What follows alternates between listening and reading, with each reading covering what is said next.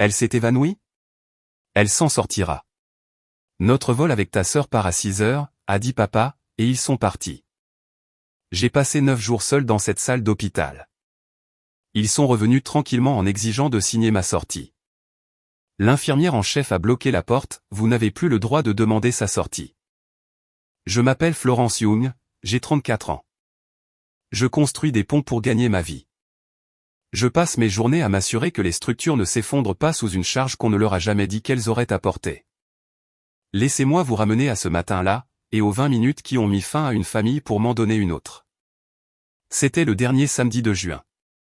J'ai conduit jusqu'à la maison de mes parents avant l'aube, parce que c'était le pacte que je m'étais fait il y a des années, je continuerai à me présenter, même quand eux ne le faisaient pas. Le gala de fiançailles de Camille avait lieu ce soir-là, à 3 états d'ici, à Charleston. Une salle de bal entière avait été louée pour honorer la fille qui dansait. Je lui avais acheté une carte, une vraie, écrite à la main, parce que je croyais encore que l'effort comptait pour quelque chose dans cette maison. Leurs valises étaient alignées près de la porte d'entrée, les étiquettes déjà passées dans les poignets. Ma mère mettait son rouge à lèvres devant le miroir du couloir. Mon père faisait les 100 pas avec son téléphone, rafraîchissant le statut du vol comme un homme qui craignait que le monde ne commence sans lui. Tu n'avais pas besoin de venir, a dit ma mère sans se retourner. Je voulais vous dire au revoir, ai-je répondu. C'est à ce moment-là que le sol a basculé. Cela commence toujours de la même façon. Un frémissement dans ma poitrine, comme un oiseau piégé derrière mes côtes.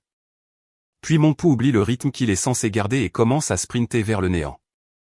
La cuisine est devenue lumineuse, puis étroite, puis grise sur les bords. Je me souviens avoir tendu la main vers le comptoir. Je me souviens avoir raté mon coup. Le carrelage est venu à la rencontre de ma joue, froid et propre, sentant le citron que ma mère utilisait. Quelque part au-dessus de moi, très loin, la voix de ma sœur a dit, elle fait ça maintenant? Sérieusement? Pas, est-ce qu'elle va bien? Mais comme s'il s'agissait d'une performance, d'un caprice avec une scène. Ma mère s'est accroupie. J'ai senti cela, mais sa main s'est posée sur mon épaule de la manière dont on secoue quelqu'un pour le réveiller, pas de la manière dont on retient quelqu'un qui se brise. Florence, nous n'avons pas le temps pour ça aujourd'hui. Je ne pouvais pas répondre. Ma bouche n'obéissait plus. Mon cœur se jetait contre mes propres parois, et je m'éteignais comme une lampe sur un variateur, lentement, puis d'un coup. La dernière chose que j'ai vue avant le noir complet a été la rangée de valises près de la porte, emballée, en attente, plus prête à partir qu'elle ne l'avait jamais été à rester. Quelqu'un a appelé les secours. Je l'ai appris plus tard. C'est mon père qui l'a fait, et je lui accorde au moins cela, il a composé le numéro. Mais alors même que la voix de l'opérateur sortait du haut-parleur, je pouvais entendre l'autre conversation se dérouler au-dessus de mon corps. Le vol est à 18 heures. Si on part maintenant, on y arrive. On ne peut pas simplement. Elle a déjà eu ça. Elle s'en sort toujours. Je ne m'en sortais pas toujours. C'était précisément ce que personne dans cette cuisine n'avait jamais voulu entendre. Mais j'étais par terre, et le sol n'a pas voix au chapitre. Les ambulanciers sont arrivés en 7 minutes. Je le sais parce que mon père leur a mentionné l'heure, comme pour signaler un retard. Ils étaient 2, une femme et un homme plus jeune, et les mains de cette femme ont été les premières ce matin-là à me toucher comme si je valais la peine d'être sauvé. Madame, vous m'entendez? Serrez ma main si vous m'entendez. J'ai serré à peine. C'était comme soulever une voiture. Ils m'ont posé une voix. Ils ont lu la bande de leur petite machine, et j'ai vu le visage du plus jeune changer, ce calme professionnel et plat se fissurant une demi-seconde pour laisser place à de l'urgence.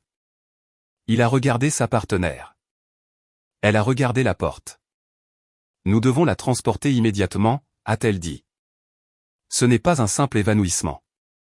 Et c'est alors que mon père, les clés déjà à la main, a prononcé les mots qui allaient me poursuivre pendant 9 jours, à travers une salle de bal et pour le reste de ma vie. Elle survivra, lui a-t-il dit. Embarquement à 18 heures.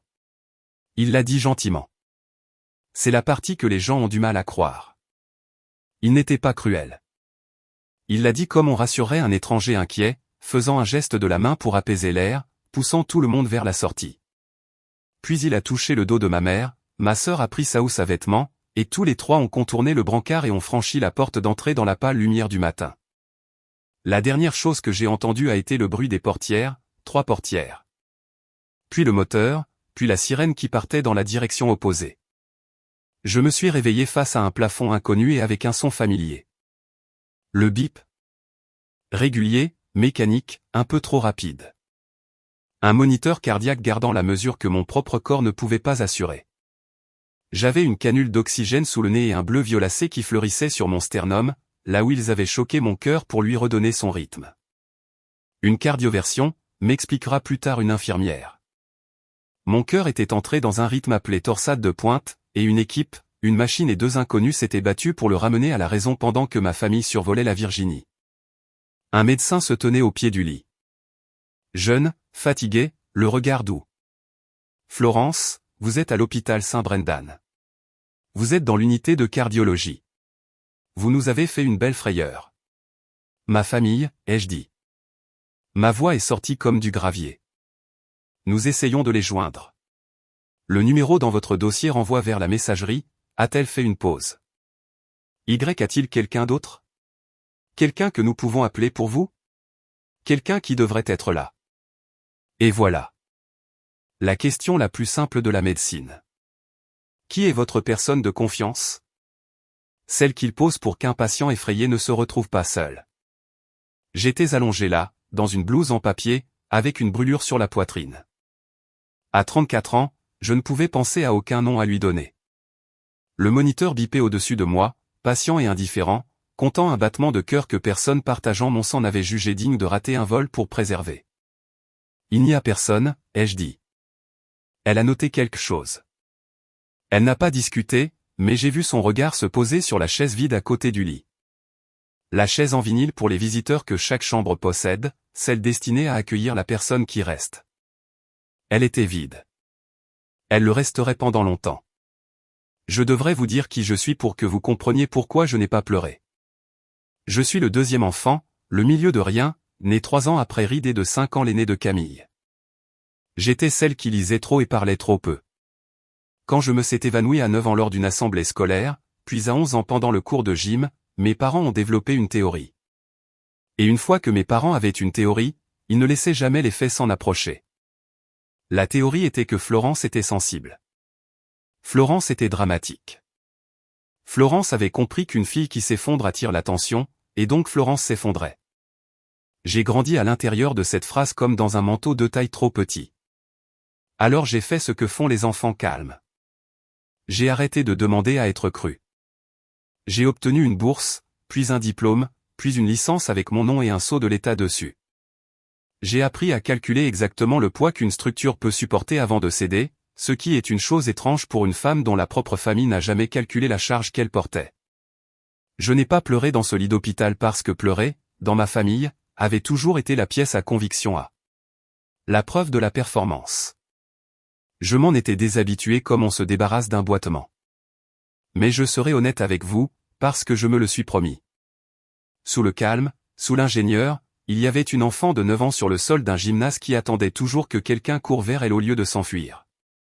Cette nuit-là, la première nuit, le service a été plongé dans l'obscurité, à l'exception de la lueur de mon moniteur et de la bande de lumière sous la porte. Une infirmière est entrée vers minuit, mûre, solide, une croix d'argent à son cou et des lunettes de lecture relevées dans ses cheveux gris. Son badge indiquait « Ruth Vance, infirmière en chef ». Elle a vérifié ma perfusion, vérifié l'écran, puis elle a fait une chose que personne en blouse n'avait encore faite. Elle s'est arrêtée. « Votre gorge est irritée », a-t-elle dit. « À cause du tube. » Elle a posé un gobelet en carton rempli de glace pilée sur mon plateau et a refermé mes doigts autour. De petites gorgées, laissées fondre. J'ai regardé ce gobelet, tout simple, blanc, laissant une auréole d'eau sur le plateau, et quelque chose dans ma poitrine que les électrodes n'avaient pas atteint s'est libéré. Un gobelet de glace. C'était tout ce qu'il avait fallu. La première chose que l'on m'offrait en 18 heures, et elle venait d'une inconnue payée pour être là. Merci, ai-je dit. Ruth a regardé la chaise vide, puis moi. Elle n'a pas demandé où était tout le monde. Je pense qu'elle connaissait déjà la forme de la réponse. Je suis de garde jusqu'à 7 heures, a-t-elle dit. Si vous avez besoin de quoi que ce soit, vous appuyez sur le bouton. Je suis sérieuse. Puis elle est partie, et je suis resté allongé dans le noir, tenant mon gobelet qui fondait, et je n'ai pas appelé mes parents. Je veux que vous compreniez que c'était un choix. J'avais mon téléphone. J'aurais pu appeler. Une partie de moi le voulait encore, de la même manière qu'on veut appuyer sur un bleu. Je ne l'ai pas fait. À la place, j'ai regardé la porte et j'ai attendu de voir qui, s'il y avait quelqu'un, la franchirait. Voici ce que j'avais à perdre, et j'ai besoin que vous le voyiez clairement, car c'était bien plus qu'une facture d'hôpital. J'avais 34 ans, et mon cœur était un problème que personne ne m'avait jamais permis de résoudre. Quel que soit le problème, il était là depuis 25 ans, et chaque année passée sans traitement était une année que je ne récupérerais peut-être pas. C'est l'enjeu médical, celui qui s'accompagne d'un chiffre.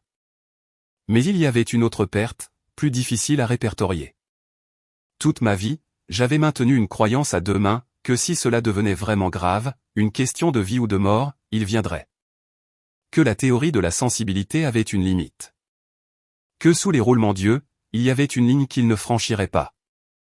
Je venais de les regarder l'enjamber, littéralement, par-dessus mon propre bras sur le sol de leur cuisine. S'il ne restait pas pour ça, il n'y avait aucune situation pour laquelle il resterait. Et une personne peut survivre à beaucoup de choses. Mais je ne suis pas sûr que l'on survive au fait d'apprendre que l'on est, et qu'on a toujours été, optionnel. Mon téléphone a vibré sur le plateau. Tout mon corps s'est illuminé d'un espoir que je détestais en moi-même. C'était la discussion de groupe familial, pas un appel, pas un message qui m'était directement adressé. Une photo s'est chargée sur le groupe. Camille dans une robe couleur champagne sous un lustre, en plein rire. Un diamant captant la lumière. La légende de ma mère en dessous, notre fille. Quelle nuit. Si fière.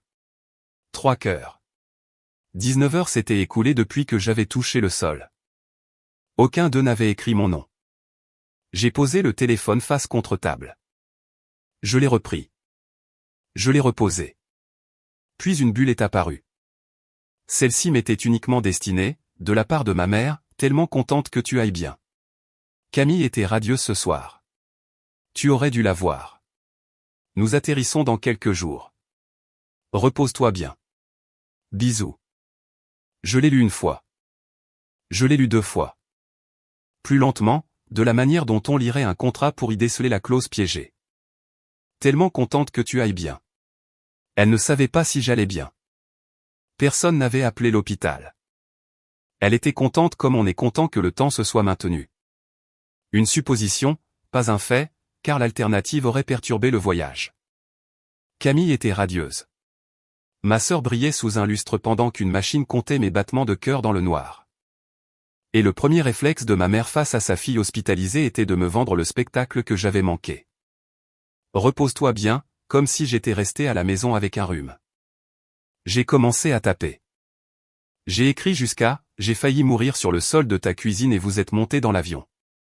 Je l'ai regardé, puis je l'ai effacé lettre par lettre jusqu'à ce que la zone de saisie soit de nouveau vide, car je savais déjà comment cette conversation tournerait. Je l'avais eu 100 fois sous des formes mineures. J'enverrais la vérité et il répondrait que je cherchais à attirer l'attention, que je me montrais dramatique, que je gâchais la soirée de Camille depuis un hôpital situé à 3 états de là. Il trouverait un moyen de passer pour les victimes. Il le faisait toujours. Alors, je n'ai rien envoyé. À la place, je suis resté allongé là et j'ai laissé un vieux souvenir refaire surface. Un morceau de papier que j'avais signé 6 ans plus tôt, dans un moment où j'avais été trop brisé pour y penser longuement. Un formulaire et un nom que j'avais écrit dans la case blanche où l'on me demandait qui devait s'exprimer en mon nom si je ne pouvais plus le faire moi-même. Je n'avais pas pensé à ce formulaire depuis des années. J'y ai pensé maintenant. Je ne savais pas encore que c'était le document le plus important que je signerais jamais. Je savais seulement que lorsqu'on m'avait demandé qui était ma personne de confiance, j'avais dit au médecin qu'il n'y avait personne. Je m'étais trompé sur ce point. Je ne m'en souvenais simplement pas encore. Le matin est arrivé, gris et lent. Ruth était de retour à 7 heures comme promis, et elle a apporté un nouveau gobelet de glace sans que je le lui demande. « Tu as dormi ?» a-t-elle demandé. Un peu. Elle ne m'a pas cru, et elle me l'a fait comprendre, ce qui était d'une certaine manière plus doux que de faire semblant. Elle rangeait le plateau lorsqu'elle s'est arrêtée devant la chaise vide. Elle travaillait dans ce service depuis 30 ans, me dira-t-elle plus tard. Elle pouvait lire une chambre d'après ses visiteurs. Une chambre avec trop de monde signifiait une grande famille bruyante qui s'effilochait sur les bords. Une chambre avec les bonnes personnes signifiait un amour présent. Et une chambre comme la mienne, une femme faisant un arrêt cardiaque le samedi, personne au guichet pour prendre de ses nouvelles, un téléphone qui s'illuminait pour un gala et jamais pour un « nous arrivons ». Cela racontait sa propre histoire. « Vos proches savent que vous êtes ici ?» a-t-elle demandé d'un ton léger et prudent. « Ils savent » ai-je répondu. La bouche de Ruth s'est crispée dans une moue complexe. Elle a ajusté la couverture sur mes pieds. « Eh bien, » a-t-elle dit, « vous m'avez moi, et le docteur Lindran passe ce matin. Et entre vous et moi, c'est la meilleure paire de mains de ce bâtiment. Elle est plongée dans votre dossier depuis hier soir. Je n'y ai pas prêté attention sur le moment. Plongée dans mon dossier. Les médecins lisent les dossiers, c'est leur travail. Je ne savais pas qu'une femme possédant la meilleure paire de mains du bâtiment avait passé sa nuit à lire 25 ans de mon histoire et avait trouvé, enfoui dans les pages les plus anciennes, un vide ayant exactement la forme de la vérité. Le docteur Lindran est entré à 9 heures avec un ordinateur portable sous le bras et un calme qui rendait la pièce solennelle. Elle s'est présentée, électrophysiologiste, ce qui, a-t-elle expliqué, signifie qu'elle se spécialise dans le système électrique du cœur, son timing, son rythme. Tout mon problème, s'est-il avéré, avait toujours été un problème de timing. Mon cœur savait battre, on ne pouvait simplement pas lui faire confiance pour battre au bon moment. J'ai parcouru vos dossiers, a-t-elle dit en s'installant dans la chaise. La chaise vide enfin occupée, bien que par personne de ma famille. Florence, je veux vous demander quelque chose, et je veux que vous réfléchissiez attentivement avant de répondre. D'accord. Quand vous a-t-on dit pour la première fois que votre cœur avait un problème? J'ai ouvert la bouche pour dire jamais. C'était la version officielle de la famille. Personne ne m'avait jamais dit que quelque chose n'allait pas. Il me disait que j'allais bien. Que j'étais dramatique. Que j'allais bien. Mais le docteur Lindran observait mon visage avec une attention à laquelle je n'étais pas habitué. Et sa question avait un fondement, un poids, comme si elle connaissait déjà la réponse et vérifiait seulement si je la connaissais aussi. Il disait que j'étais sensible, ai-je dit lentement. Je m'évanouissais quand j'étais enfant. Ils m'ont emmené chez un médecin une fois, je crois, quand j'étais petite, et puis nous n'y sommes plus jamais retournés. Le docteur Lindran a tourné son ordinateur pour que je puisse voir l'écran. C'est de cela que je veux parler, a-t-elle dit. Parce que selon votre propre dossier, quelqu'un a signalé ce problème quand vous aviez 9 ans. Le moniteur bipait au-dessus de nous, régulier et un peu trop rapide, comptant le temps que j'avais perdu. Et puis elle a dit doucement, le dossier s'arrête tout simplement. Le dossier s'arrête tout simplement. Ces 5 mots ont jeté un froid dans la pièce. J'ai regardé l'écran qu'elle avait tourné vers moi, et il était là, dans la police grise et plate d'un dossier médical électronique. Une entrée datant de l'année de mes 9 ans. Une orientation, le nom d'un spécialiste, une expression que je ne comprenais pas encore, intervalle QT long, posé là dans le dossier comme une pierre au fond d'un étang clair, visible depuis le début si seulement quelqu'un avait pris la peine de regarder. Et en dessous, rien. Un vide là où auraient dû se trouver les suivis. Un silence de toute une vie traduit par un champ vide. Je me souviens de ce médecin, ai-je dit. Le souvenir est remonté, froid et complet, de la manière dont les souvenirs importants le font. Il y avait un bureau avec un aquarium. Il m'avait mis des patchs sur la poitrine. Ma mère me tenait la main dans la salle d'attente et me disait de rester tranquille et de ne pas me donner en spectacle. Vous vous souvenez y être retourné? Non. J'ai cherché sincèrement, tout au fond de ma mémoire.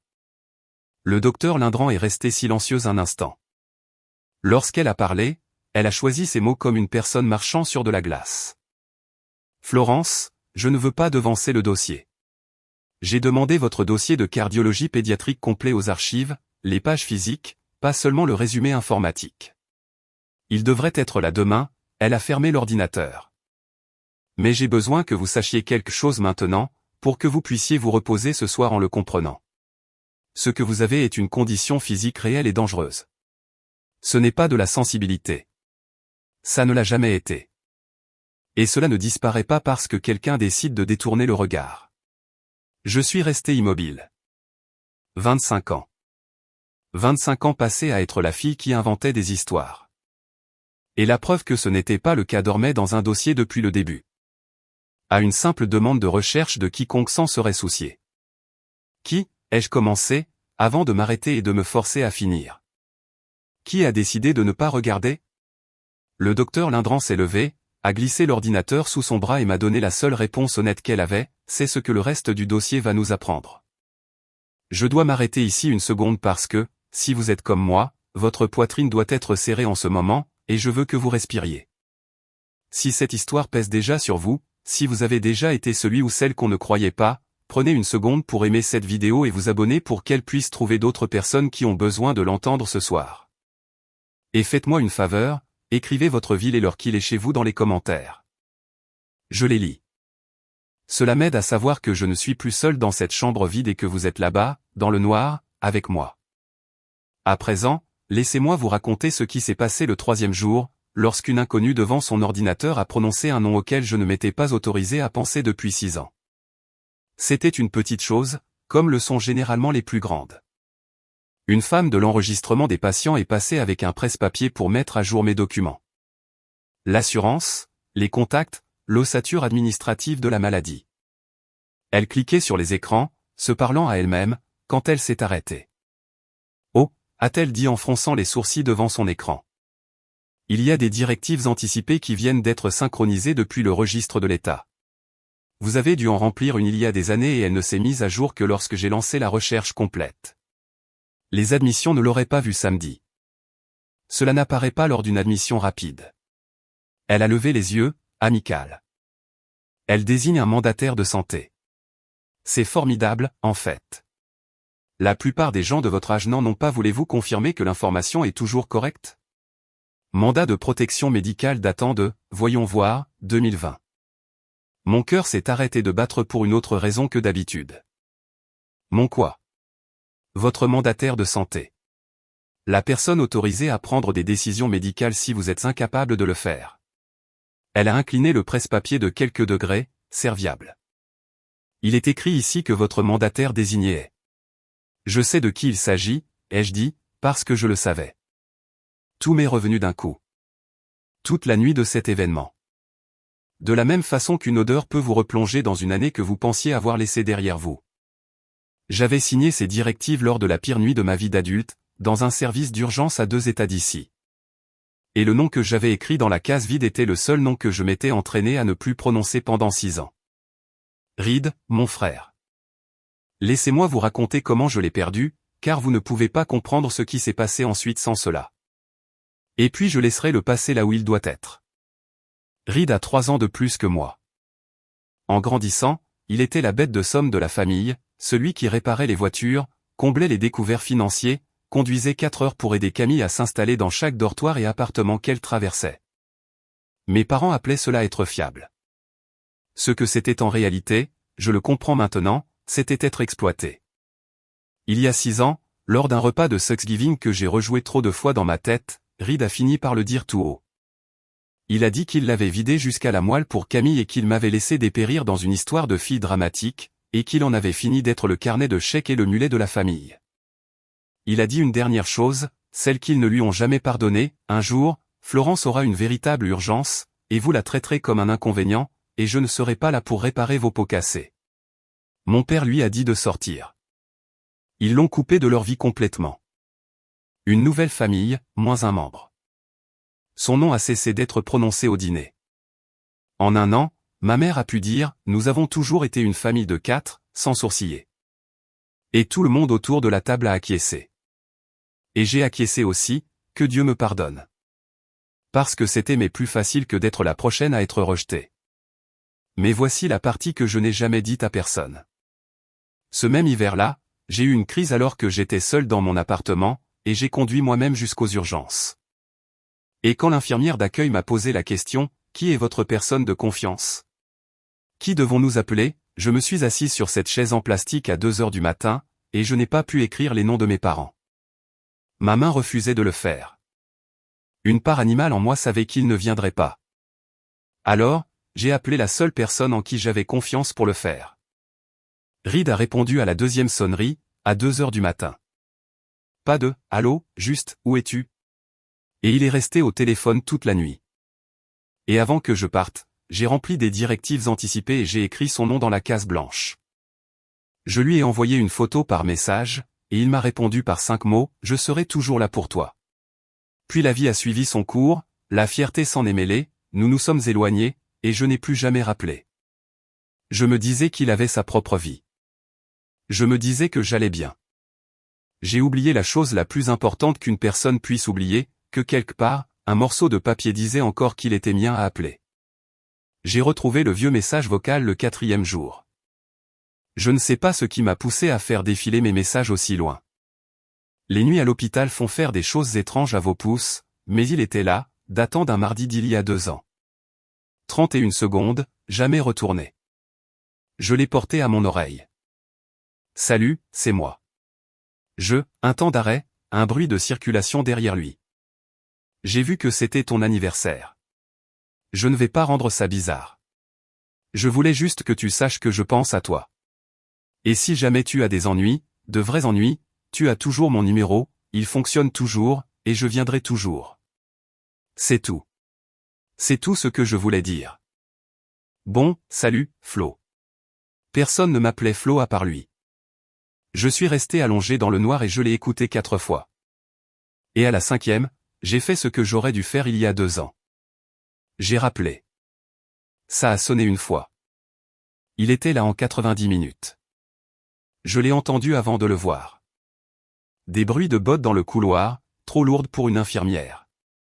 Puis sa voix au guichet, basse et urgente. Puis Ruth répondant quelque chose. Et enfin, la porte. Reed l'occupait tout entière, comme il avait occupé chaque encadrement de porte de mon enfance. Plus grand que dans mes souvenirs.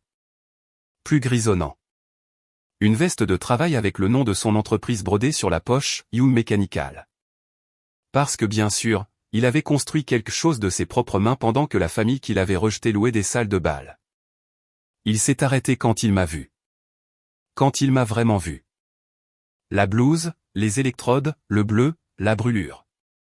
Flo, a-t-il dit, et sa voix s'est brisée sur cette unique syllabe. Tu es venu, ai-je dit. C'était tout ce que je pouvais prononcer. Tu as appelé.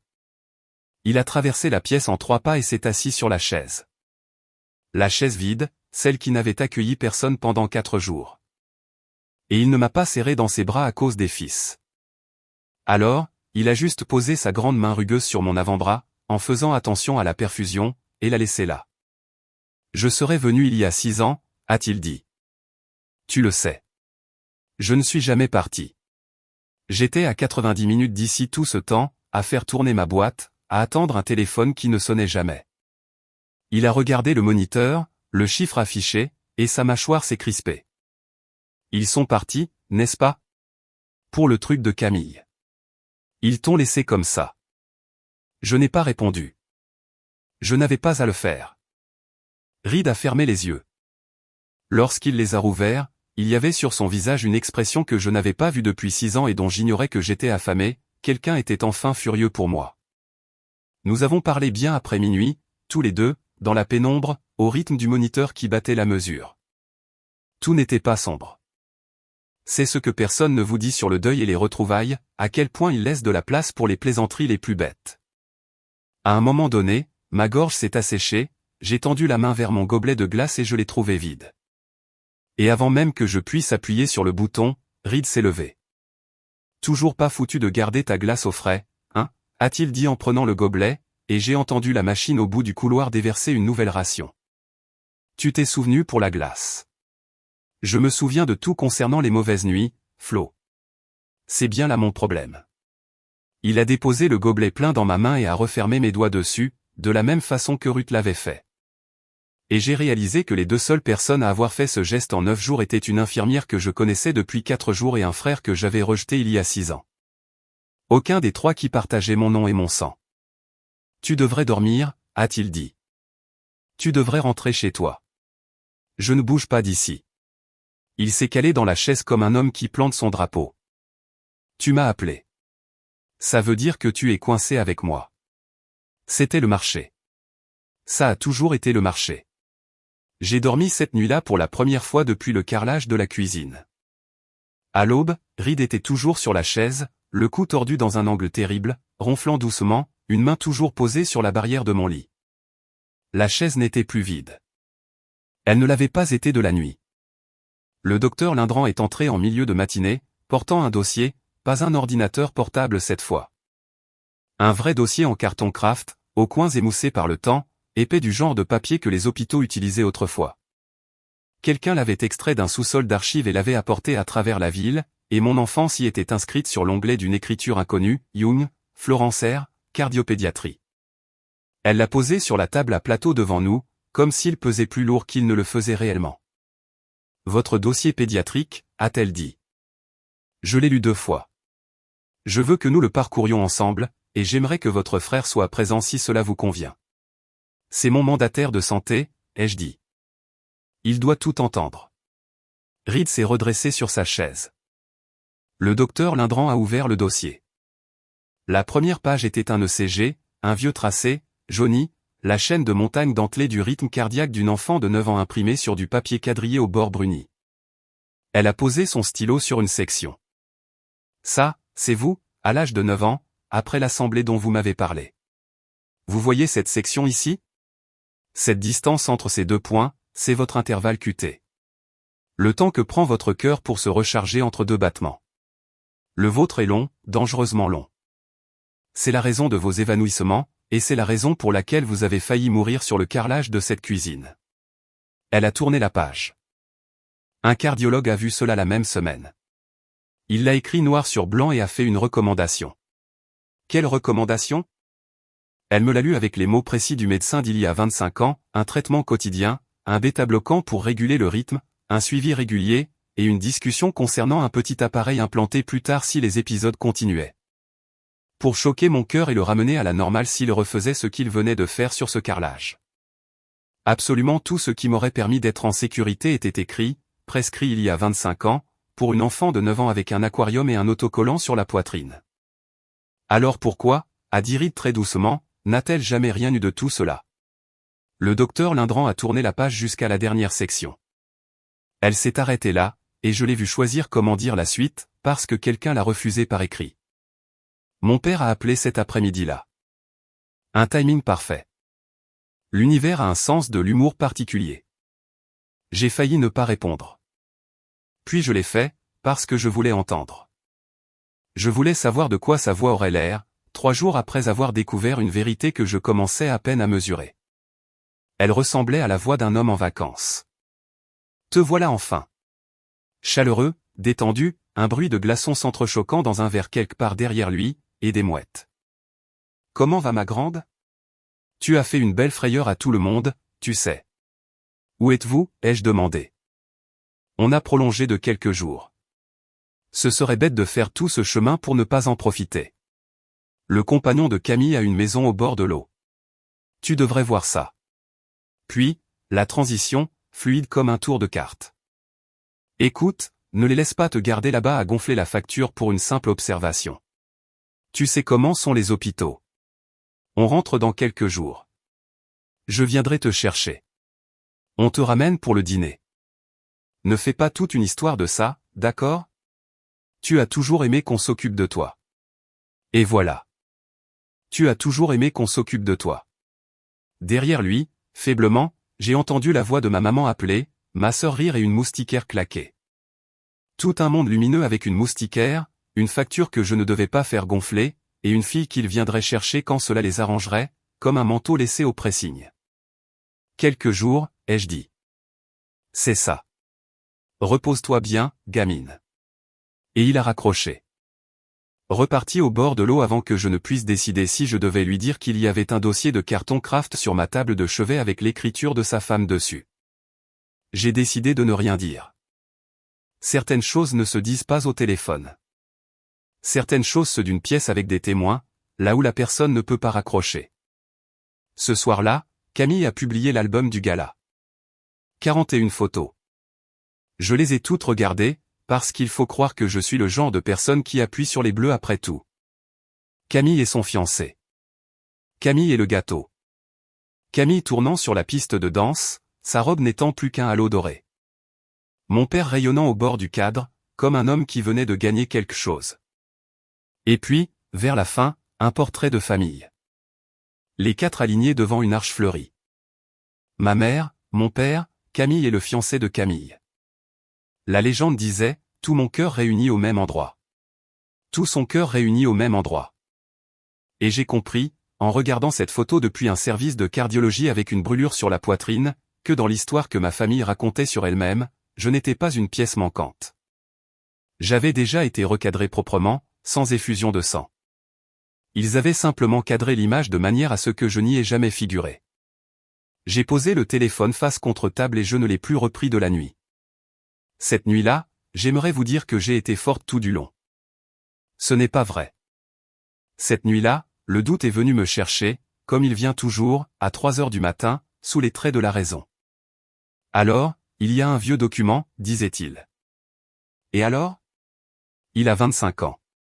Il est jauni. Qui va se soucier d'un morceau de papier datant de tes 9 ans? Tes parents sont des gens respectables avec une jolie maison et une fille qui danse. Toi, tu es celle en blouse d'hôpital qui a appelé un frère fâché au milieu de la nuit. Quelle histoire penses-tu qu'une pièce remplie d'étrangers va croire? La leur ou la tienne? Ils gagnent toujours, disait la voix. Ils ont toujours gagné. Ils ont écrit ton histoire avant même que tu ne puisses parler. Et chaque personne qui a croisé ta famille en a déjà reçu un exemplaire.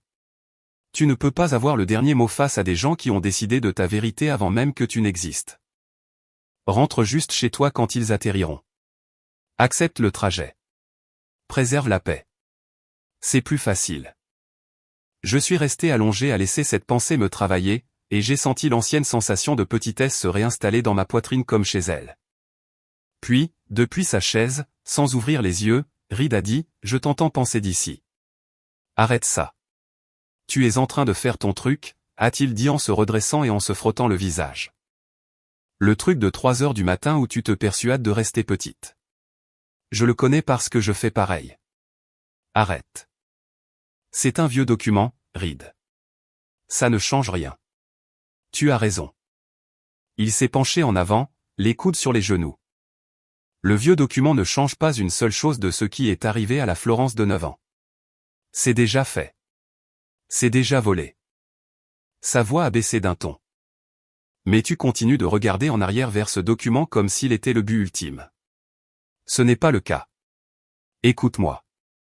Ce document est une preuve du passé. Mais tu as signé un autre papier il y a 6 ans, et celui-là ne concerne pas le passé. De quoi parles-tu? Les directives, Flo, a-t-il dit lentement pour que ça imprime. Tu as fait de moi ton mandataire médical. Ce n'est pas un souvenir. C'est actif. Là, maintenant, ce soir, légalement, c'est moi qui décide, pas eux. Quoi qu'ils s'imaginent faire à leur atterrissage, quel que soit le trajet qu'ils pensent imposer, ça passe par moi. Et je ne te rendrai pas à des gens qui ont enjambé ton corps pour choper un avion. La voix de 3 heures du matin s'est tue.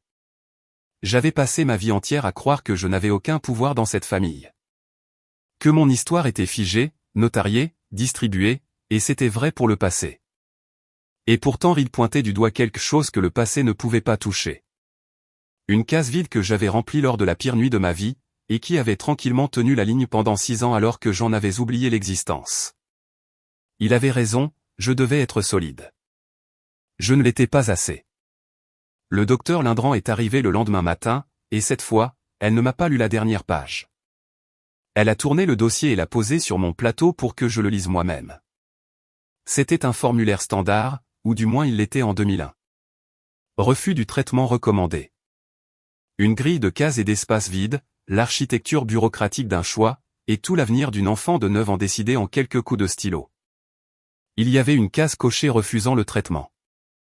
Il y avait une case cochée refusant tout suivi ultérieur. Et tout en bas, dans les 2 espaces réservés aux parents ou tuteurs, figuraient 2 signatures. Celle de mon père, rapide et tranchante, la même signature présente sur chaque bulletin scolaire et mot d'autorisation de ma vie, et celle de ma maman, au-dessus d'une ligne de sa propre écriture, dans cette cursive soignée et bouclée que j'aurais reconnue entre mille. Une note que le formulaire permettait mais n'exigeait pas, la famille refuse. L'enfant va bien, nous ne voulons pas qu'elle soit étiquetée. Je l'ai lu 3 fois. L'enfant va bien, avait-elle écrit sur un document refusant de traiter le problème exact qui m'avait jeté sur le carrelage d'une cuisine à 34 ans. Nous ne voulons pas qu'elle soit étiquetée. Pas, nous ne comprenons pas le risque. Pas, le médecin n'a pas expliqué.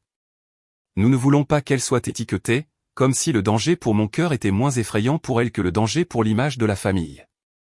Comme si un diagnostic était une tâche et que j'étais celle qui risquait de la rendre visible. Ma main ne tremblait pas. Je veux que vous le sachiez. Je m'étais débarrassé de cela il y a longtemps. Ma main reposait à plat et ferme sur la page jaunie, sur la cursive de ma mère. Et c'était l'instant le plus calme, le plus froid, le plus éveillé de toute ma vie. Pendant 25 ans, j'avais porté le mot « dramatique » comme un diagnostic. Voici le véritable diagnostic. Et voici, tracé à l'encre bleue, la raison pour laquelle on ne m'avait jamais permis de la voir. Elle survivra. Je l'entendais à présent, la voix de mon père dans la cuisine 3 jours plus tôt. Et pour la première fois, je l'entendais correctement. Allongé sur ce carrelage, j'avais pensé que ce « elle survivra » était une phrase cruelle dite dans l'urgence, une mauvaise décision dans un mauvais moment. Ce n'était pas un moment de faiblesse. C'était une ligne de conduite. C'était la même décision que ma mère avait prise en cursive quand j'avais 9 ans, que mon père avait validée d'un trait de plume, et que tous les deux avaient répété chaque fois que j'avais touché le sol pendant 25 ans. Elle survivra. Elle survit toujours. Ne regarde pas de trop près. Ne prononce pas le mot. Ne rate pas le vol. Ne la fais pas étiqueter. Elle survivra. Ils avaient dit, elle survivra, toute ma vie. Je ne l'avais simplement jamais vu écrit noir sur blanc auparavant. J'ai refermé le dossier. J'ai posé ma main à plat dessus, sur cette vieille couverture Kraft souple. Et j'ai regardé Reed, puis le docteur Lindran, et j'ai dit la chose la plus vraie que j'ai dite en 9 jours, ils savaient. Ils ont toujours su. Oui, a dit doucement le docteur Lindran. Ils savaient. Je veux que vous fassiez quelque chose pour moi ici, avant que je ne vous raconte la suite. Vous avez vu le dossier à présent. Vous savez ce qu'il contient, alors je veux que vous deviniez. Devinez vraiment, avant que je ne vous montre ce que mes parents ont fait lorsqu'un hôpital a fini par poser ce dossier sur une table devant eux. Pensez-vous qu'il se soit effondré? Pensez-vous qu'il se soit excusé? Laissez votre prédiction en commentaire maintenant, parce que je vous promets que la plupart des gens se trompent, et je n'avais pas vu juste non plus. Une part naïve de moi croyait encore que ce papier suffirait à leur faire honte. Ce n'est pas de la honte que ce dossier a réveillé en eux. C'était tout autre chose. Ruth m'a trouvé avec le dossier encore sous la main 1 heure plus tard. Elle a analysé la pièce en 4 secondes, comme elle le faisait pour chaque chambre. Elle a vérifié ma perfusion, a jeté un œil à l'étiquette du dossier, et une fermeté professionnelle s'est dessinée sur son visage, ce que j'avais appris à reconnaître comme le pilier de sa gentillesse. « Vous avez parcouru ce dossier ?» a-t-elle dit. Ce n'était pas une question. Mes parents ont renoncé à mon traitement quand j'avais 9 ans, ai-je dit d'une voix plate et claire. Et puis ils sont montés dans un avion pendant que je faisais un arrêt cardiaque sur le carrelage de leur cuisine. Ruth a posé le gobelet de glace qu'elle avait apporté. Elle a rapproché la chaise. Reed était sorti appeler son atelier, et elle s'est assise. Pendant un instant, elle n'était plus une infirmière et je n'étais plus une patiente. Nous étions juste 2 femmes penchées sur un morceau de papier. Je fais ce métier depuis 30 ans, a-t-elle dit. J'ai vu beaucoup de familles sous leur pire jour, et je veux vous dire quelque chose parce que je pense qu'on vous a appris à ne pas le voir. Elle a tapé une fois sur le dossier. Ce qu'il y a là-dedans, ce n'est pas une famille difficile.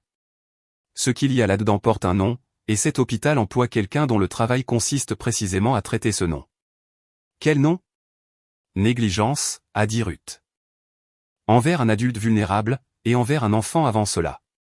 Elle s'est levée, a lissé sa blouse et s'est dirigée vers la porte d'un pas déterminé.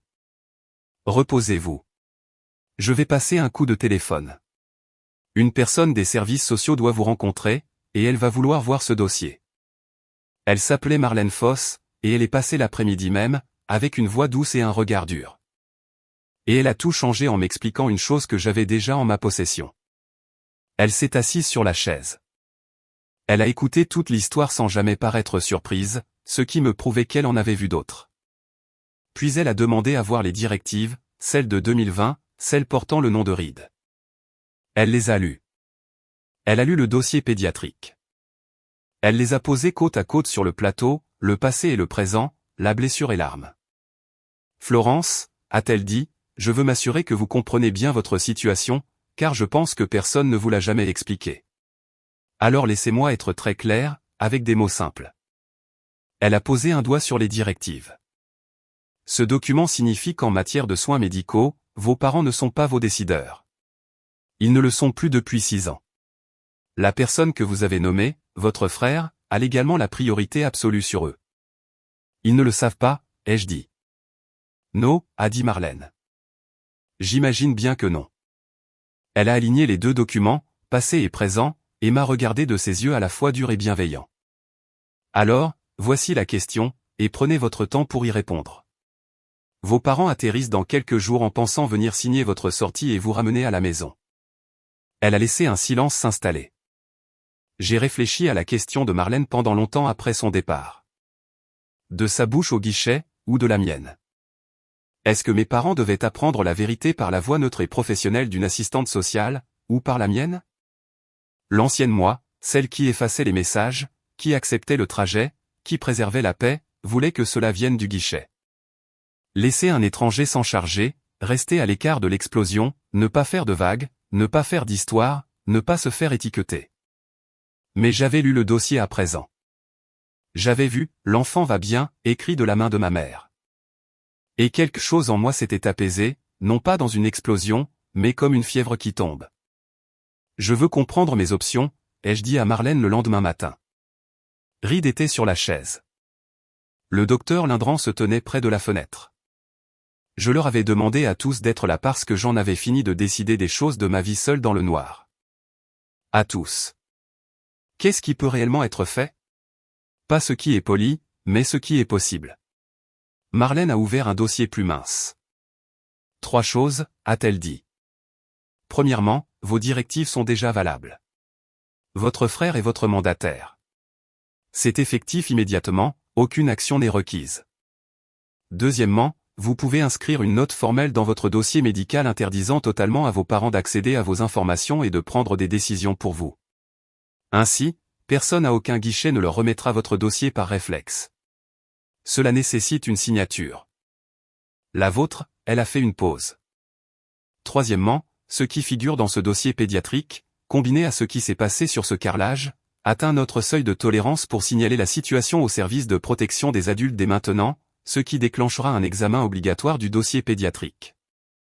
Cette décision ne vous appartient pas entièrement. Une fois que j'ai vu ce que j'ai vu, j'y suis obligé. Obligé? Ai-je répété. Florence, un médecin a recommandé un traitement pour un enfant. Un parent l'a refusé par écrit, puis a laissé la maladie sans traitement pendant 25 ans, jusqu'à une urgence adulte devant laquelle ils ont tourné le dos. Sa voix n'a pas tremblé. Elle n'en avait pas besoin. Je ne peux pas faire comme si je ne le savais pas. La question n'a jamais été de savoir si cette affaire allait être examinée. La seule chose que vous contrôlez est de savoir si vous vous tenez droite derrière cette décision, ou si vous vous laissez écraser par elle. J'ai regardé les 2 documents sur le plateau, la blessure et l'arme.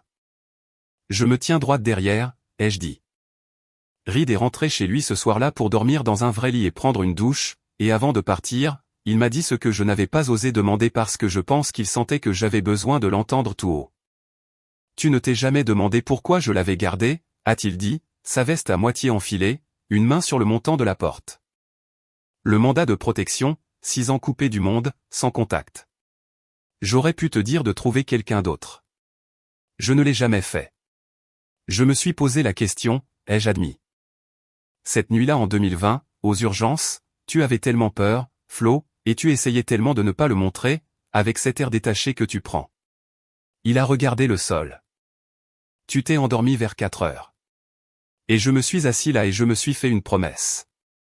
Je me suis dit, quoi qu'il arrive d'autre dans cette famille, quoi qu'il me fasse, je serai le seul nom écrit sur le papier de cette fille. Pour que, peu importe la gravité des choses. Peu importe qui s'en va, il y ait toujours une porte dans le monde qui s'ouvre pour elle. Il a planté son regard dans le mien. Je n'allais pas briser cette promesse simplement parce que tu avais arrêté de m'appeler. Une promesse qu'on fait à quelqu'un qui dort est la seule qui compte vraiment. Puis il est parti, et je suis resté allongé dans le noir, tenant le gobelet de glace qu'il avait rempli avant de s'en aller. Et j'ai compris que pendant 6 ans, alors que je me croyais seul au monde, je m'étais trompé. Il y avait eu une porte tout ce temps. J'avais simplement oublié que je l'avais construite. Cette nuit-là, avec le dossier sur mon plateau et la promesse de ride encore tiède dans la pièce, j'ai fait une chose que je ne m'étais jamais autorisé à faire. J'ai compté. Pas les bonnes soirées, les autres. Le schéma récurrent dont on m'avait répété pendant 25 ans qu'il n'existait pas. À présent que j'avais le diagnostic dans un dossier, les souvenirs s'alignaient comme s'ils n'avaient attendu qu'un nom. Et j'ai vu qu'à chaque fois, ils m'avaient écarté sous un prétexte différent, comme si ma famille changeait sans cesse d'excuses pour qu'aucun mensonge ne finisse par se voir. À l'âge de 11 ans, sur le sol du gymnase. Je m'étais réveillé avec toute la classe qui me fixait et le prof de gym agenouillé près de moi. Et les premiers mots de ma mère à son arrivée n'avaient pas été pour moi. Ils avaient été pour le prof, elle saute le petit déjeuner. On y travaille. Hypoglycémie. C'était l'excuse de cette année-là. Un repas sauté. Facile. La faute de personne. Rien qui ne mérite d'étiquette. À 17 ans, le matin de la finale régionale de danse de Camille. Je m'étais évanoui dans le couloir et m'étais ouvert le front sur la rampe d'escalier, et mon père avait enjambé le sang pour que ma sœur reste dans les temps. Plus tard, il avait dit aux proches que je m'étais rendu malade pour rien, vous savez comment elle est avant les grands jours de Camille. Jalousie. C'était l'excuse de cette année-là. Je m'étais évanoui, apparemment, par envie. À 28 ans, la nuit des urgences en 2020 où j'avais appelé Reed. Cette année-là, l'excuse avait été la meilleure de toutes, celle qui leur permettait de nous couper tous les deux en même temps de leur vie, j'étais instable. J'avais entraîné Reed dans mon délire. Nous étions deux personnes difficiles qui s'entre-nourrissaient. Fragilité mentale. Signé ici. Distance établie. Image préservée. Hypoglycémie. Jalousie. Instabilité. 3 mensonges différents pour une seule et même vérité. Et cette vérité dormait dans un dossier de carton Kraft tout ce temps, imprimé sur du papier quadrillé, prescrite par un médecin avec un aquarium, refusée par 2 signatures. Je me suis arrêté de compter à 3, non pas parce qu'il n'y en avait pas d'autres, mais parce que 3 suffisait pour prendre la décision pour laquelle je comptais. Le matin, j'ai dit au docteur Lindran que je voulais aider à étoffer le dossier. Tout entier. Chaque épisode que je pouvais dater. Pour que l'examen ne porte pas seulement sur un mauvais samedi, mais sur la trame d'une vie. Et je lui ai demandé une chose que je n'avais pas osé demander auparavant, le médecin qui m'a vu à 9 ans, y a-t-il un moyen de savoir s'il s'en souvient? Elle y avait déjà pensé, bien sûr. Il est à la retraite maintenant, a-t-elle dit. Il vit à environ 1 heure au nord d'ici. J'ai contacté son ancien cabinet hier, parce qu'une note aussi claire de la part d'un médecin qui documente un refus allant à l'encontre de sa propre recommandation, c'est le genre de choses qu'un bon médecin n'oublie pas. Elle a fait une pause. Je lui ai parlé hier soir, Florence. Il se souvenait de vous. Une enfant de 9 ans avec un cuté long typique et des parents qui ne voulaient rien entendre. Il a dit que cela l'avait hanté pendant 25 ans.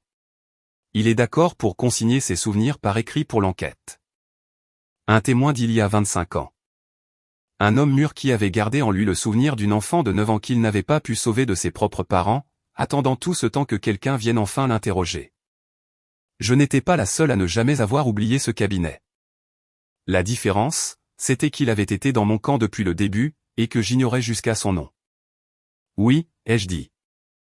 Demandez-lui d'écrire son témoignage. C'était la décision pour laquelle j'avais compté. Pas pour me venger, mais pour laisser une trace. La différence entre crier contre une famille qui ne m'entendrait jamais et construire quelque chose qui tiendrait debout dans une pièce où il ne pourrait pas raccrocher. Plus tard ce même jour, un appel est passé alors qu'il n'aurait pas dû. Une infirmière de remplacement, ignorant que la consigne n'était pas encore enregistrée dans mon dossier, a transféré ma mère directement sur le téléphone de la chambre. J'ai répondu par réflexe, pensant qu'il s'agissait du secrétariat du docteur Lindran. Florence, Dieu merci, enfin une vraie personne. Ma mère, pressée, sans bonjour. Écoute, je n'ai qu'1 minute, mais j'ai besoin que tu fasses quelque chose pour moi. Quoi qu'il se passe là-bas, et je suis sûr que ce sont surtout eux qui surréagissent, les hôpitaux adorent surréagir. J'ai besoin que tu ne mettes rien de tout cela en ligne. Tu me comprends? Les photos de fiançailles de Camille marchent très bien, et la dernière chose dont on a besoin, c'est que tu publies un truc d'hôpital triste et que les gens se posent des questions. Garde ça pour toi, s'il te plaît. Pour ta sœur, tu peux faire ça pour une fois? J'ai tenu le combiné et j'ai regardé le dossier de carton Kraft sur mon plateau. Pas de « comment vas-tu » pas de « qu'ont-ils trouvé » pas de « je suis en route ». Le premier réflexe sans filtre de ma mère, au 6e jour de mon hospitalisation, était de protéger des photographies. Je dois te laisser, ai-je dit, et j'ai raccroché alors qu'elle parlait encore. Et je n'ai pas éprouvé de culpabilité. Et cette absence de culpabilité était le muscle le plus étrange et le plus nouveau que j'ai jamais contracté.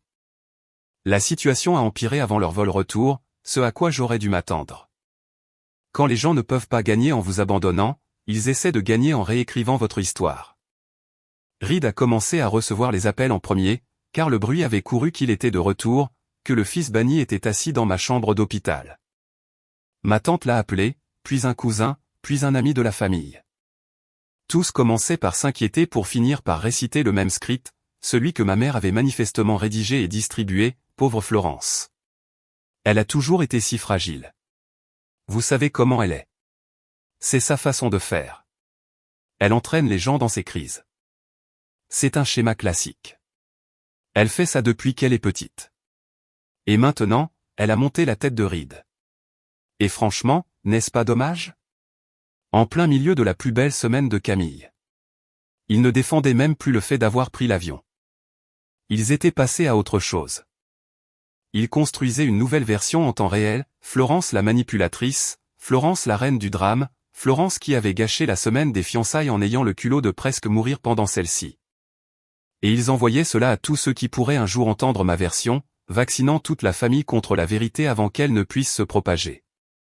Ils prennent les devants, a dit Reed en rangeant son téléphone après le 4e appel. Tante Carole pense que tu as orchestré un malaise pour attirer l'attention. Ces mots exacts. Laisse-les faire, ai-je répondu, et je le pensais vraiment, ce qui m'a surprise, car je comprenais enfin la nature du combat. Ils se battaient avec des histoires, avec la réputation, avec la rumeur, avec l'imprimerie. Je n'avais pas d'imprimerie. Je n'en avais jamais eu. Mas j'avais quelque chose que leur histoire ne pouvait pas atteindre. J'avais un dossier. J'avais la loi. J'avais une signature, la leur, et une signature, la mienne. Et aucun de ces éléments ne se souciait de ce que croyait tante Carole. Cet après-midi-là, j'ai signé. Marlène a apporté le formulaire qui interdirait à mes parents l'accès à mes décisions médicales et à mes informations. J'ai lu chaque ligne, puis j'ai inscrit mon nom dans la case vide. La même main ferme qui valide des notes de calcul de charge, qui certifie qu'un pont tiendra debout. Florence R. Young. Propre. Assuré. C'est une sensation étrange que de signer un morceau de papier qui met fin à une version de votre vie. Il n'y a pas eu de tonnerre. Marlène a contresigné. Reed a regardé depuis la chaise. Le moniteur bipait son décompte indifférent. Et en l'espace de 10 secondes, les deux personnes qui avaient décrété dans un cabinet médical avec un aquarium que j'allais bien, que je n'avais pas besoin d'étiquette ni de suivi, n'avaient plus, de par ma propre signature, le droit d'approcher les décisions concernant mon corps. C'est fait, a dit doucement Marlène en glissant la feuille dans son dossier. C'est fait, ai-je acquiescé.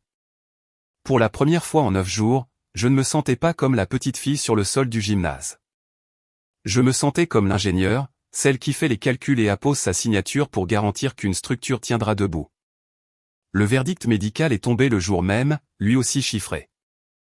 Le docteur Lindran s'est assise avec moi, Reed toujours présent, et m'a exposé le coût de 25 ans d'inaction dans l'arithmétique brute du corps. Si vous aviez été traité à 9 ans, a-t-elle dit, un bêta-bloquant quotidien, un peu de surveillance, et vous auriez probablement mené une vie tout à fait ordinaire. C'est le cas de la plupart des gens atteints de cette condition lorsqu'elle est prise en charge. Elle a tourné le moniteur vers moi, le même geste que pour l'ordinateur portable le premier jour, et a pointé le chiffre qui brillait au-dessus de ma tête depuis 9 jours. Ça, c'est votre QT corrigé. Ce chiffre est la raison pour laquelle vous êtes encore dans ce lit. Pris en charge tôt, c'est une simple note de bas de page. ignorée pendant un quart de siècle à travers autant de crises. Elle n'a pas fini sa phrase par « dramatique ». Elle l'a fini par un plan « vous devez prendre le traitement maintenant ». Et vu ce que votre cœur a fait sur ce carrelage de cuisine, je recommande un défibrillateur automatique implantable. Un petit appareil placé ici, sous la clavicule. Si votre rythme s'emballe à nouveau comme ce jour-là, il vous enverra un choc avant même que quiconque ait besoin d'être là pour intervenir. Un appareil sous ma propre peau pour faire la seule chose que ma famille n'avait jamais faite, rester, me retenir, ne pas quitter la pièce. Faites-le, ai-je dit. Nous allons planifier l'intervention une fois que vous serez stable. Dans quelques jours. Elle a pris une note, puis m'a regardé par-dessus ses lunettes. Florence, je veux que vous entendiez l'envers de ce chiffre. Chaque jour passé sans traitement est un jour que je ne peux pas vous rendre. Mais chaque jour à venir vous appartient. Ce chiffre sera maîtrisé. Vous aurez une vie ordinaire. Le passé est figé. L'avenir ne l'est pas. C'est la seule bonne nouvelle en cardiologie, mais elle est bien réelle. Le passé est figé. L'avenir ne l'est pas. Reed avait dit exactement la même chose avec d'autres mots à 3 heures du matin. Je commençais à croire les gens qui me le répétaient. Il y a eu une bonne soirée au milieu de tout cela, et je veux vous en faire part parce que nous l'avions bien mérité. Reed a apporté de la contrebande, du vrai café pour lui, un milkshake pour moi que le docteur Lindran a fait semblant de ne pas voir. Ruth est passée à la fin de son service et est restée 20 minutes, en dehors de ses heures de travail, à nous raconter des histoires de patients dont les familles faisaient passer la mienne pour des gens raisonnables. Jusqu'à ce que je ris si fort que le moniteur a déclenché une alarme et qu'une autre infirmière est privée en courant, ce qui nous a fait rire de plus belle. À un moment donné, mon gobelet de glace s'est retrouvé vide, et Reed et Ruth se sont levés en même temps pour aller le remplir avant de s'arrêter net et de se regarder. Ruth a dit « Ah, c'est vous le préposé aux glaçons maintenant ?» Et Reed a répondu « 6 ans de pratique, madame. » C'est devenu un jeu entre eux, se disputant la garde d'un gobelet en carton. J'étais allongé là, dans un lit d'hôpital, la poitrine brûlée, des parents tenus à distance et un appareil s'apprêtant à vivre sous ma peau, et j'étais, contre toute attente, heureuse. Il n'y a pas d'autre mot. Les gens dans cette pièce s'étaient présentés sans autre raison que l'envie d'être là. Savez-vous ce que cela fait à quelqu'un qui a passé 34 ans à se croire optionnel? Cela ne vous guérit pas. 9 jours ne peuvent pas guérir 25 ans. Mais cela vous montre la forme de ce à quoi vous aviez droit. Et une fois qu'on en a vu la forme, on ne peut plus jamais croire qu'on méritait moins. C'était la nuit précédant leur atterrissage, avant le 9e jour. J'aurais dû savoir que l'histoire ne me laisserait pas garder cette bonne nuit sans me la faire payer. Le message de mon père est arrivé à 22 heures pendant que Reed était sorti. Nous atterrissons demain à 14 heures. On vient directement à l'hôpital pour signer ta sortie et te ramener à la maison. Ça a assez duré. Assez de cinéma. À demain, papa. Signer ma sortie. Il pensait toujours pouvoir le faire. Il n'avait aucune idée, qu'un formulaire qu'il n'avait jamais lu l'avait tranquillement dépouillé de cette autorité dont il était si sûr.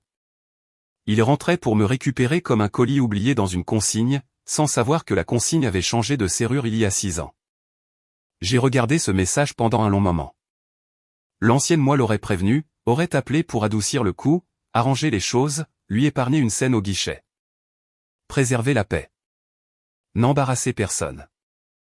Encaisser le choc pour que les autres n'aient pas à le faire. J'ai posé le téléphone sans répondre. Je n'allais pas les prévenir. Pas par cruauté, j'ai besoin que vous le compreniez. Mais parce que pendant 34 ans, j'avais été l'amortisseur de cette famille, celle qui encaissait les coups en silence pour que l'image reste belle, et j'en avais fini d'être celle qui rendait leurs choix indolores. Ils avaient fait ce choix par écrit devant un aquarium quand j'avais 9 ans, et de nouveau sur le carrelage d'une cuisine à 34 ans. Qu'ils en assument les conséquences. Leur arme avait toujours été la rumeur. Ma réponse ne serait pas une histoire plus bruyante. Ce serait une chambre, un dossier, la loi et la vérité debout dans un encadrement de porte là où ils ne pourraient pas raccrocher. Laissez-les entrer en pensant détenir encore la clé. Et puis, parce que l'histoire ne vous lâche jamais tant qu'elle n'en a pas tout à fait fini avec vous, le sol s'est dérobé sous mes pieds. Tout a commencé par un appel à l'hôpital dont je n'ai entendu parler que plus tard. Mon père avait, paraît-il, un ami avocat, un vieux partenaire de golf à la retraite, et il avait passé un coup de fil depuis Charleston, tout en menaces et en papier en tête, à la direction de l'hôpital, brandissant des mots comme « droit de la famille ». Nous contesterons cela, et « vous ne voulez pas d'un procès pour avoir séparé des parents de leur propre fille ». Cela n'aurait pas dû fonctionner. Cela n'avait aucun fondement juridique. Mais les hôpitaux sont des bêtes prudentes, et dès le soir même, un cadre administratif nerveux est apparu dans l'encadrement de ma porte, suggérant avec une douceur infinie qu'il s'agissait peut-être d'un simple malentendu familial. Qu'une médiation serait peut-être plus sage qu'une approche conflictuelle. Qu'il vaudrait peut-être mieux y réfléchir à 2 fois avant leur arrivée pour éviter d'aggraver la situation pour tout le monde. Et alors que ces paroles résonnaient encore dans mes oreilles, mon téléphone s'est illuminé au nom de Camille. J'ai répondu avant de pouvoir m'en empêcher. Elle pleurait. De vrais pleurs, ou du moins assez réels. Camille était une actrice, mais les larmes étaient bien là. Florence, s'il te plaît. S'il te plaît. As-tu la moindre idée de ce que tu fais subir à maman? Elle ne dort plus. Elle s'imagine que tu vas la faire arrêter. Florence, c'est la semaine de mes fiançailles. C'est censé être le moment le plus heureux de ma vie. Et au lieu de ça, tout le monde chuchote, tante Carole pose des questions. Et tout. Tout tourne encore autour de toi. C'est toujours autour de toi. Reviens à la maison, s'il te plaît. Laisse de côté cette histoire de paperasse, rentre et laisse-nous prendre soin de toi, et on oubliera tout ça, s'il te plaît, fais-le pour moi. Est-ce que je n'ai pas toujours été? Elle s'est arrêtée, car elle avait été sur le point de dire « Est-ce que je n'ai pas toujours été là pour toi ?» Et même Camille ne pouvait pas achever cette phrase au téléphone d'un hôpital. Mais le mal était fait. L'administrateur dans l'encadrement de la porte, les menaces de l'avocat, le réseau de tante Carole, ma mère qui ne dormait plus, ma sœur en larmes affirmant que tout tournait encore autour de moi. Toute la machine jouant sa vieille rengaine familiale, et que Dieu me pardonne, après 9 jours de fatigue extrême, brûlé, seul à cet instant précis avec mon gobelet de glace réduit à de l'eau sur mon plateau, j'ai senti l'ancienne sensation de petitesse remonter le long de ma gorge. Peut-être que c'était plus simple ainsi. Peut-être que je compliquais la vie de tout le monde. Peut-être que je devais simplement accepter de rentrer. Je me suis assise dans le noir, le téléphone collé à l'oreille, écoutant ma sœur pleurer. Et pendant une terrible minute, j'ai failli céder. Reed est revenu dans une chambre trop silencieuse. Il m'a jeté un regard, a vu le téléphone encore dans ma main, la voix de Camille enfin éteinte, et la suggestion de médiation de l'administrateur encore en suspens, et il n'a pas posé de questions. Il a tiré la chaise tout contre la barrière du lit et a dit « Dis-moi qui t'a eu ». Alors je lui ai raconté, l'ami avocat, l'administrateur nerveux, tante Carole, Camille qui pleurait en disant que tout tournait autour de moi. Et ce que je détestais le plus, le fait que j'ai failli dire oui, que cette part fatiguée de l'enfant de 9 ans en moi ait voulu accepter ce retour à la maison simplement pour faire cesser le bruit. Reed a tout écouté. Puis il a fait une chose que je n'attendais pas. Il a ri, sans méchanceté, mais avec une sorte de lassitude amusée. Évidemment qu'ils ont fait ça, a-t-il dit. C'est la dernière manche, Flo. C'est toujours comme ça que ça se passe. Ils ne peuvent pas gagner sur les faits, alors ils te submergent au dernier moment, quand tu es la plus fatiguée, et ils font passer ça pour de la paix, de la raison, ou le sommeil de ta pauvre mère. Il a secoué la tête. Ils m'ont fait exactement la même chose il y a 6 ans. Jusqu'à la dernière seconde avant que je ne m'en aille, ils m'avaient presque persuadé que c'était moi le monstre. Et si la médiation fonctionne? S'ils contestent? Ils ne peuvent pas contester des directives que tu as signées en toute lucidité il y a 6 ans juste parce qu'ils ont passé un coup de fil à un vieux copain de golf. Il s'est approché. Mais tu n'as pas à me croire sur parole. Demande demain matin à la femme dont c'est le métier d'assurer cela, avant qu'il n'atterrisse. Marlène est arrivée à 8 heures, accompagnée du docteur Lindran, et j'ai vu le socle solide que Reed m'avait promis tenir bon. Le cadre administratif a outrepassé ses droits, a dit Marlène, avec de l'acier sous sa voix douce. Je me suis entretenu avec le service juridique et le comité d'éthique. Vos directives sont valides, établies en toute lucidité, jamais révoquées depuis 6 ans. Elles font foi. Un coup de fil de l'ami de votre père ne change rien, si ce n'est que je l'ai consigné dans mes notes comme une tentative de pression sur un patient vulnérable. Elle a posé son dossier sur le plateau. Et le signalement est enregistré. Depuis ce matin, les services de protection des adultes ont ouvert une enquête, et le dossier pédiatrique en fait partie. Ce n'est pas une menace que je brandis. C'est un fait accompli. Alors quand ils vont atterrir, ai-je demandé. Quand ils vont atterrir, vos parents arriveront persuadés de vous ramener chez vous. Marlène m'a regardé fixement. On leur dira au guichet qu'ils n'en ont pas l'autorisation. S'ils insistent, la sécurité est prévenue. Vous n'avez pas du tout à les voir si vous ne le souhaitez pas. Ce choix vous appartient aussi, à présent.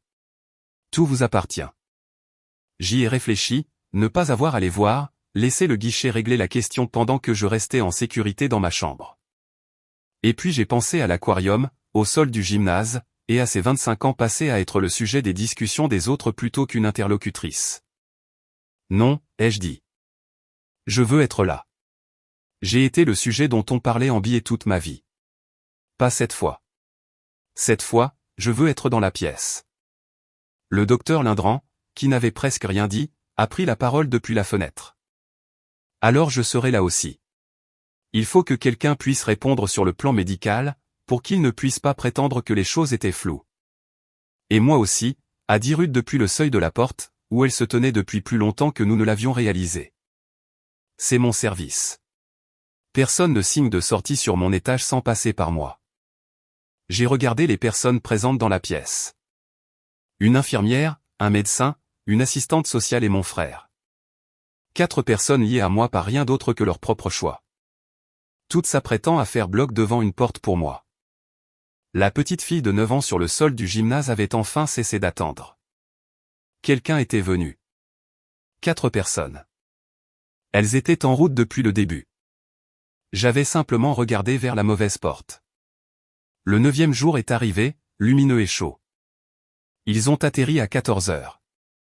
Je le sais parce que mon père m'a envoyé un message à 14h47, on est là, comme s'il s'agissait d'un chauffeur Uber que j'avais commandé. Je n'ai pas répondu. Je me suis assise dans mon lit, vêtue d'une blouse propre que Ruth m'avait trouvée, le dossier Kraft et les 2 documents alignés sur ma table, et j'ai attendu. Et pour une fois, l'attente n'avait pas un goût d'abandon.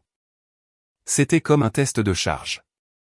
Le moment de vérité pour savoir si la structure construite allait tenir. Je les ai entendus avant de les voir. Bien sûr. Ma famille s'annonçait toujours. La voix de mon père d'abord dans le couloir, forte, enjouée, assurée. La voix d'un homme à qui aucune institution n'a jamais dit non. On vient chercher notre fille, Florence Young, on prend ses affaires et on ne vous dérange pas plus longtemps. Les talons de ma maman. Et sous ce bruit, un pas plus léger, celui de Camille, et la voix d'un homme que je ne connaissais pas, basse et embarrassée, Grant, le fiancé, traîné dans un hôpital où il n'avait rien à faire. Ils sont apparus au tournant du couloir, groupés, encadrés par la lumière du jour. Bronzés. C'est la chose qui m'a coupé le souffle. Dorés par le soleil, tous les 3, rayonnant après une semaine au bord de l'eau. Mon père avait ses lunettes de soleil accrochées au col de son polo de golf. Ma mère arborait une manucure fraîche. Camille portait sa bague comme un phare. Ils avaient passé les 9 jours où j'étais resté cloué à ce lit adoré au soleil, et ils entraient là comme si de rien n'était, comme une famille venant chercher un colis. Et mon père avait déjà son stylo qui cliquait dans sa main, un vrai stylo, prêt à signer, tellement il était convaincu qu'il ne s'agissait que d'une formalité. Il m'a vu. Il a souri, d'un sourire large et chaleureux. Ah, voilà ma grande. Bon sang, tu as meilleure mine que ce que je pensais. Il a cliqué son stylo. Allez, on te libère. Où est la paperasse? Et Ruth Vance est sortie de l'ombre pour se poster pile au milieu de l'encadrement de la porte, entre mon père et mon lit. Monsieur Young, a-t-elle dit, vous allez vous arrêter là. Le sourire de mon père s'est figé de la manière dont se fige le sourire d'un homme lorsqu'une femme qu'il juge insignifiante refuse de s'écarter. Je vous demande pardon. Nous venons chercher notre fille, c'est de famille. Si vous pouviez nous indiquer le guichet de sortie. Il n'y a aucun document de sortie à signer pour vous, a dit Ruth. Calme, inébranlable. C'est 30 ans d'expérience au seuil des chambres ancrées dans son dos. Florence ne sortira pas avec vous. Je crains que vous ne compreniez pas la situation. La voix de mon père a pris ce ton chaleureux et patient d'un homme qui explique une évidence, nous sommes ses parents. C'est une affaire de famille. J'apprécie que vous fassiez votre travail, mais vous allez appeler votre responsable parce que nous la ramenons chez nous aujourd'hui. Je suis l'infirmière en chef. C'est moi la responsable de ce service, Ruth n'a pas scié. Et je comprends la situation bien mieux que vous. Vous n'avez aucune autorité pour prendre des décisions concernant cette patiente. Vous n'en avez plus depuis 6 ans. Le mot est tombé dans la pièce comme un verre qui se brise. 6 ans. Le visage de ma mère s'est décomposé. Camille s'est figée. Mon père a ri, le rire incrédule d'un homme convaincu qu'il s'agissait d'une erreur administrative. C'est absurde. C'est notre fille. Nous sommes sa famille depuis toujours. Elle a des directives anticipées valides dans son dossier, a dit Ruth, désignant quelqu'un d'autre comme son mandataire de santé. Cette personne a seule autorité sur ses soins. Vous n'en avez aucune. Les yeux de mon père ont glissé au-delà de Ruth vers la pièce, vers moi, cherchant l'erreur, cherchant la fille qui réparerait le coup, qui arrondirait les angles, qui dirait « Oh, papa, ne t'en fais pas, c'est un malentendu », et qui accepterait de rentrer. Je l'ai regardé en retour et je n'ai rien dit. J'ai laissé mon silence être ma seule réponse. Et alors, de la chaise dans le coin où il était resté assis tout ce temps, tranquille, en attente, exactement là où il avait promis de se tenir 6 ans plus tôt, mon frère s'est levé. « Salut, papa », a dit Reed. Je n'ai jamais de ma vie vu le visage de mon père faire ce qu'il a fait à cet instant. Il s'est vidé. Toute la chaleur, toute l'assurance, toute cette autorité tranquille ont disparu en un éclair, remplacée par une expression que je ne lui avais jamais vue, de la peur. Reed, a murmuré ma mère, comme si un fantôme venait d'entrer, comme si la famille de 4 venait de redevenir 5 de la pire des manières. 6 ans, a dit Reed, se plaçant aux côtés de Ruth. Ainsi, ils barraient la porte ensemble, le banni et l'infirmière. Vous m'avez coupé les ponts il y a 6 ans, m'avez dit de partir, avez raconté à tout le monde que j'étais le problème. Il a désigné mon lit d'un signe de tête, montrant la brûlure sur ma poitrine qui dépassait de la blouse. Vous savez ce que j'ai fait au lieu de disparaître? Je suis resté sa personne de confiance. J'ai gardé ses directives parce que je vous l'avais dit. Je me tenais dans cette salle à manger et je vous avais prévenu qu'un jour elle aurait une vraie urgence et que vous la traiteriez comme un inconvénient. Sa voix n'a pas augmenté d'un ton. Elle s'est faite plus basse, plus tranchante, et vous êtes monté dans un avion. Vous l'avez enjambé et vous êtes monté dans un avion. Alors non, tu ne signes rien du tout. C'est moi qui signe. Moi, le fils que vous aviez enterré. Mon père a ouvert la bouche. Aucun son n'est sorti. Vous ne pouvez pas simplement, a commencé ma mère. Si, il le peut, a dit Marlène Foss, apparaissant dans l'encadrement de la porte depuis le couloir derrière eux. Ils étaient désormais encerclés de part et d'autre.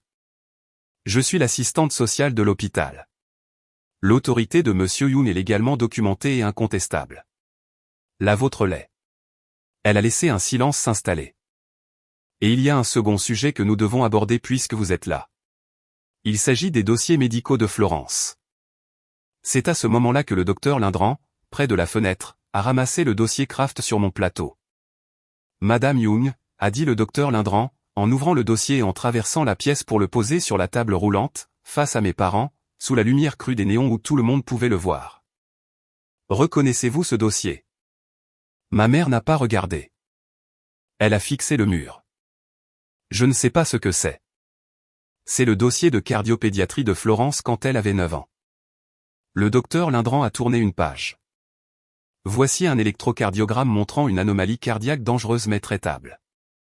Voici la recommandation d'un spécialiste pour un traitement et un suivi qui aurait très probablement évité chaque évanouissement que votre fille a subi depuis lors. Elle a tourné une autre page. Et ceci, elle s'est arrêtée sur la dernière feuille, le formulaire de refus, les 2 signatures, la cursive de ma mère en dessous. Ceci est un refus de traitement signé par vous deux, daté du même mois. La voix du docteur Lindran est restée clinique, ce qui la rendait d'autant plus insoutenable. Avec une note. Souhaitez-vous lire cette note, Madame Young, ou dois-je le faire à votre place? La pièce était si silencieuse que j'entendais le moniteur compter mes battements de cœur. Ma mère n'a rien dit, alors le docteur Lindran l'a lu sur ce ton neutre propre aux lectures de dossier, la famille refuse. L'enfant va bien, nous ne voulons pas qu'elle soit étiquetée. Elle a reposé la page. L'intervalle QT corrigé de votre fille, a-t-elle dit en tapotant le moniteur au-dessus de mon lit, correspond à ce chiffre.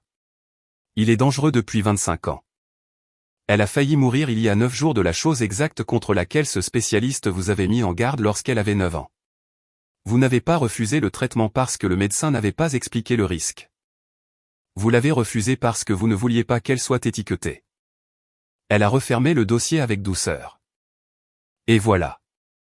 Ce qui les a terrassés. Ce n'était ni ma voix, ni celle de Reed, ni la loi, c'était leur propre écriture sous la lumière, lue à haute voix dans une pièce silencieuse par une inconnue qui n'avait aucune raison de mentir. Mon père a retrouvé sa voix, et lorsqu'il l'a fait, ce n'était pas celle d'un homme honteux. C'est la partie que je veux que vous compreniez, celle sur laquelle je m'étais trompé jusqu'à ce matin-là. Il a haussé le ton, c'est scandaleux. Il pointait du doigt le docteur Lindran, Marlène, Reed, le stylo toujours serré dans son poing. Vous allez rester là et... Elle est vivante, regardez-la. Elle va bien, elle est assise là. Nous avons pris une décision de parents il y a 25 ans, celle que nous pensions être la meilleure. Et je refuse qu'on m'attire dans un piège dans un hôpital pour me traiter de criminel parce que notre fille est un peu dramatique et s'est rendue malade toute seule. Gérald, a murmuré ma mère. Non, je ne me tairai pas. Elle a toujours fait ça. Toujours. Elle s'évanouit, tout le monde s'affole, et maintenant elle a des avocats et des assistantes sociales. Elle est vivante, non? Elle a survécu. Alors, qu'est-ce qu'on nous reproche au juste?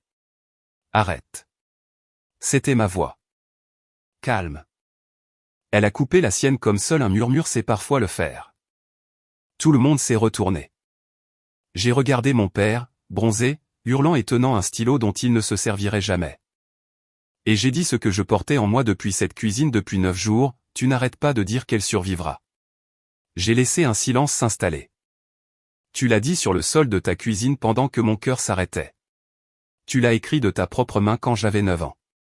Tu l'as répété toute ma vie. Et tu as raison. J'ai soutenu son regard. J'ai survécu. J'ai toujours survécu, seul, à chaque fois. Ce n'était pas la preuve de bonté que tu croyais. C'était juste l'excuse que vous utilisiez pour continuer à m'abandonner. La bouche de mon père a remué. Aucun son n'est sorti. Elle survivra, ai-je ajouté plus doucement. Ce n'était pas de l'amour, papa. C'était une décharge de responsabilité. Camille pleurait. Je ne l'avais pas regardée. Mes yeux étaient restés rivés sur mon père. Mais quand la pièce est retombée dans le silence, j'ai vu ma sœur debout près du mur, une main sur la bouche, le diamant brillant sous la lumière, les yeux fixés sur le dossier ouvert, sur les signatures, sur la note. Je ne savais pas, sa voix s'est brisée. Elle me regardait à présent, vraiment, d'un regard inédit. Florence, je ne savais pas que c'était réel. Je le jure. Ils m'ont dit. Toute ma vie, ils m'ont dit que tu faisais ça pour attirer l'attention. Quand tu t'es évanoui à mon récital, quand tu as raté ma remise de diplôme, ils ont dit que tu étais. Je les ai crus. Je les ai crus parce que c'était papa et maman. Et pourquoi aurait-il? Elle a de nouveau baissé les yeux vers le dossier et a tressailli comme s'il l'avait brûlé. Il y avait un vrai médecin. Il y avait un vrai. Tu aurais pu mourir à 9 ans. Et je t'ai appelé. Je t'ai appelé en pleurant dans ce lit pour te parler de mes fiançailles. Son visage s'est décomposé. Oh mon Dieu. De mes fiançailles. Pendant un instant, j'ai cru qu'elle allait traverser la pièce. J'ai cru que ce dossier allait produire sur Camille un effet que rien d'autre n'avait jamais produit, faire éclater leur version des faits et me rendre une sœur. Elle a fait un pas vers moi, et puis ma mère a dit, Camille. De cette voix bien précise, celle qui avait régenté toute notre famille pendant 34 ans. Et ma sœur s'est arrêtée. Elle a regardé ma mère. Elle m'a regardé. Et j'ai vu le poids de 30 ans passer à être la préférée, la protégée, celle qui n'avait jamais à choisir, l'emporter d'un cheveu sur la vérité qu'elle venait de lire. Je suis désolé, a chuchoté Camille à mon attention. Et elle le pensait, je crois. Mais elle a reculé vers eux, pas vers moi. Son fiancé lui a pris le bras, et la surface s'est refermée comme de l'eau sur une pierre. Elle était désolée. Mais elle n'allait pas rester pour autant. Les deux vérités coexistaient. Dans ma famille, c'était presque toujours le cas. Marlène a refermé le dossier, l'a rendu au docteur Lindran et s'est tournée vers mes parents avec le calme rodé d'une femme qui a mis fin à 100 matinées de ce genre. Voici où en sont les choses, a-t-elle dit. Le frère de Florence est son mandataire de santé. Conformément aux instructions écrites et signées de la patiente, vous n'avez plus accès à ces informations médicales ni le droit de prendre des décisions pour elle. Une enquête des services de protection des adultes est ouverte concernant le dossier pédiatrique et les événements d'il y a 9 jours. Vous serez contacté par les voies officielles, et vous n'êtes plus autorisé à rester dans ce service en tant que proche. Elle a jeté un coup d'œil vers le couloir. La sécurité va vous raccompagner. Vous pouvez partir de vous-même ou sous leur escorte. C'est le seul choix qu'il vous reste ici. Mon père a balayé la pièce du regard une dernière fois, cherchant une issue, cherchant la fille qui arrangerait tout, cherchant la version de l'histoire où il décidait encore. Il n'y en avait pas. Il a refermé son stylo. Un si petit bruit. Il l'a posé sur la table roulante, à côté du dossier, le stylo avec lequel il était si sûr de signer ma sortie. Et il ne m'a pas dit au revoir, pas plus que ma mère. Et cette absence tenait lieu de confession. Ils ont fait demi-tour et sont partis comme ils avaient quitté la cuisine 9 jours plus tôt.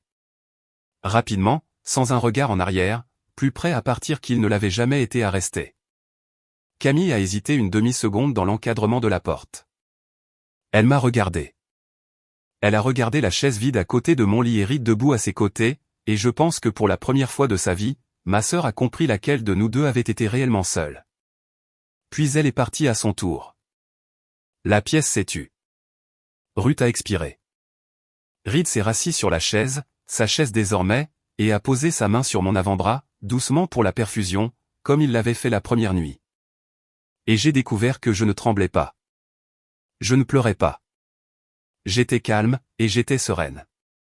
Et j'étais, pour la première fois en 34 ans, totalement libre de leur emprise.